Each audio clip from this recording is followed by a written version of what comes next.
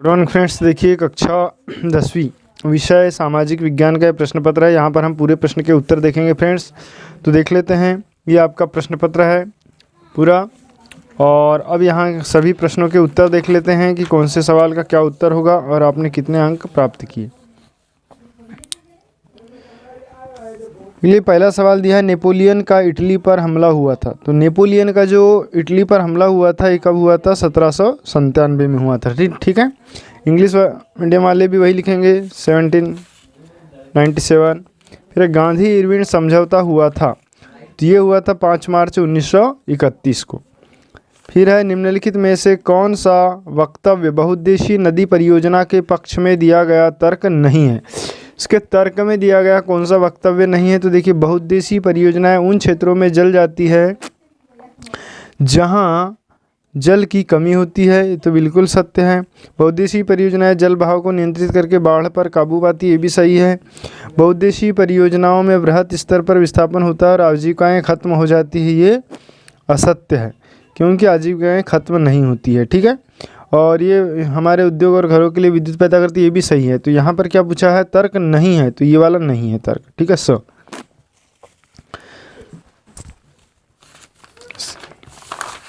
इसके बाद देख लीजिए, निम्न में से कौन सी फलीदार फसल है?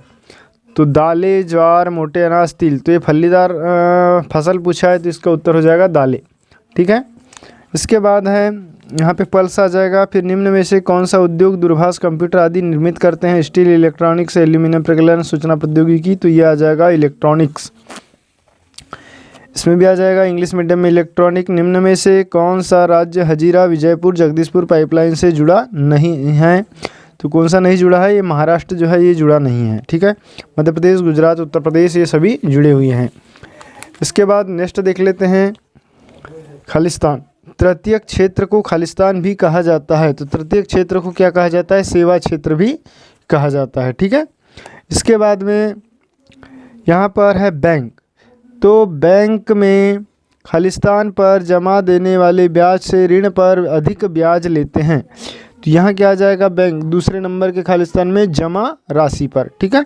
बैंक जो है जमा राशि पर देने वाले ब्याज से ऋण पर अधिक ब्याज लेते हैं। इसके बाद नेक्स्ट क्वेश्चन है, बड़ी कंपनियों को खालिस्तान कहते हैं। तो तीसरा में देखो, यहाँ बड़ी जो कंपनी होती है इसको क्या बोलते हैं? बहुराष्ट्रीय कंपनियां। यदि इंग्लिश में आप देखेंगे तो मल्टीनेशनल कंपनी बोलते हैं इसको। ठीक है। फिर है चौथा, खालिस्तान की पूंजी सदियों पुराना जनजाति विश्वास है। खालिस्तान की पूजा, तो ये है, यहाँ पर आ जाएगा प्रकृति की पूजा। इंग्लिश मीडियम में लिखेंगे नेचर। ठीक है। Worship of nature is an as old tribal belief.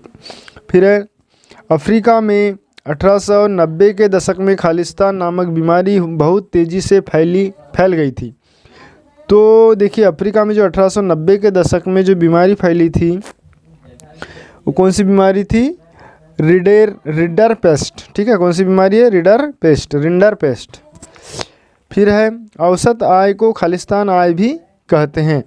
तो औसत आय को क्या बोलते हैं? प्रति व्यक्ति आय भी कहते हैं, या इसको हम इंग्लिश में बोलेंगे तो पर कैपिटा बोलेंगे। ठीक है। अब नेक्स्ट देख लेते हैं अगला क्वेश्चन। तो नेक्स्ट क्वेश्चन है सही जोड़ी। तो सही जोड़ी में देखिए फ्रेंड्स, किसका उत्तर क्या हो जाएगा? जैसे रोलेट एक्ट। तो रोलेट एक्ट में जो है क्या हुआ था? रोलेट एक्ट 1919 में आया था। ठीक है। तो रोलेट एक्ट 1919 हो जाएगा। उसके बाद है जेम्स वाट। तो जेम्स वाट ने भाप के इंजन बनाया, तो ये दूसरे का आ जाएगा भाप का इंजन। फिर संघ सूची जो है प्रतिरक्षा आ जाएगा।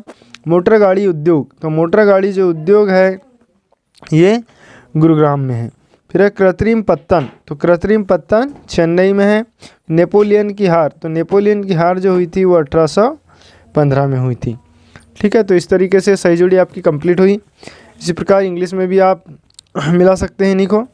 फिर है कोलकाता। अब है सत्य या असत्य लिखिए। तो सत्य असत्य में देख लेते हैं। कोलकाता एक समुद्री पत्तन है, तो ये असत्य हो जाएगा, क्योंकि कोलकाता जो है नदी पत्तन है, समुद्री पत्तन नहीं है। नेक्स्ट है, जनवरी 1923 में असहयोग और खिलाफत आंदोलन शुरू हुआ। ये भी असत्य हो जाएगा। इसके बाद तीसरा है 18वीं सदी तक महीन कपड़े के अंतर्राष्ट्रीय बाजार पर भारत का दबदबा था, तो ये बिल्कुल राइट है। ठीक है, फिर है लोकतंत्र में सभी नागरिकों को एक ही वोट का अधिकार है, तो ये भी राइट है। फिर है हरियाणा राज्य की प्रति व्यक्ति आय सबसे अधिक है, ये भी बिल्कुल राइट है। फिर है मनरेगा कानून 2005 से लागू किया गया, तो ये भी बिल्कुल राइट है। ठीक है, तो इस तरीके से सत्य असत्य वाले सवाल आपके कंप्लीट होते हैं। इसके बाद हम देख लेते हैं प्रश्न क्रमांक 5, वाक्य या एक वाक्य या शब्द में उत्तर लिखिए। तो एक वाक्य उत्तर में देख लेते हैं। जैसे पहला दिया हुआ है, पूरे देश के लिए बनाने वाली एक सामान्य सरकार को कहते हैं। तो पूरे देश में जो सरकार बनती है उसको क्या बोलते हैं? केंद्र सरकार बोलते हैं। तो ये पहले का आ जाएगा केंद्र सरकार। अब दूसरा क्वेश्चन देख लेते हैं। सेकंड क्वेश्चन है कि नागरिकों की गरिमा तथा स्वतंत्रता को बनाए रखने के लिए कौन सी शासन प्रणाली उत्तम है? तो कौन सी शासन प्रणाली उत्तम है? तो ये दूसरे नंबर के क्वेश्चन में हमारा आपका आंसर हो जाएगा लोकतांत्रिक प्रणाली। ठीक है, लोकतांत्रिक प्रणाली, लोकतांत्रिक शासन प्रणाली, शासन प्रणाली। ठीक है, उसके बाद तीसरा क्वेश्चन, वह शासन व्यवस्था जिसमें एक ही समय में दो या दो से अधिक सहयोग राजनीतिक दलों द्वारा गठित सरकार क्या कहलाती है? तो वह शासन व्यवस्था जिसमें एक ही समय में दो या दो से अधिक सहयोगी राजनीतिक दलों द्वारा गठित की जाती है उसको क्या बोलते हैं? गठबंधन सरकार बोलते हैं। ठीक है, तो तीसरे में आपका आ जाएगा गठबंधन सरकार।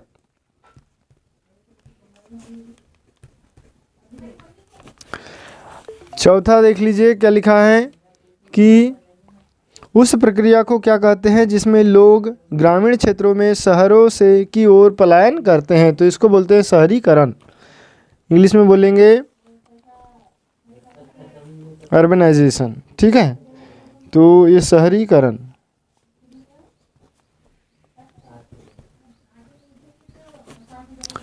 इसके बाद है सामाजिक विभाजनों का प्रमुख आधार क्या है? तो सामाजिक विभाजनों का जो प्रमुख आधार है फ्रेंड्स ये है, इसके बहुत सारे आधार है, आप कोई भी दो आधार लिख सकते हैं। जैसे छठवां, तो यहाँ आ जाएगा जाति हो गई। ठीक है, धर्म, रंग, क्षेत्र, ये सभी आपके आधार हो जाएंगे। इसके बाद है किन्हीं दो देशों के नाम बताइए जहां मजबूत लोकतंत्र है। तो किन्हीं दो देशों के नाम मजबूत लोकतंत्र में आप लिख सकते हैं, क्या लिख सकते हैं? भारत, सबसे पहला तो भारत हो जाएगा।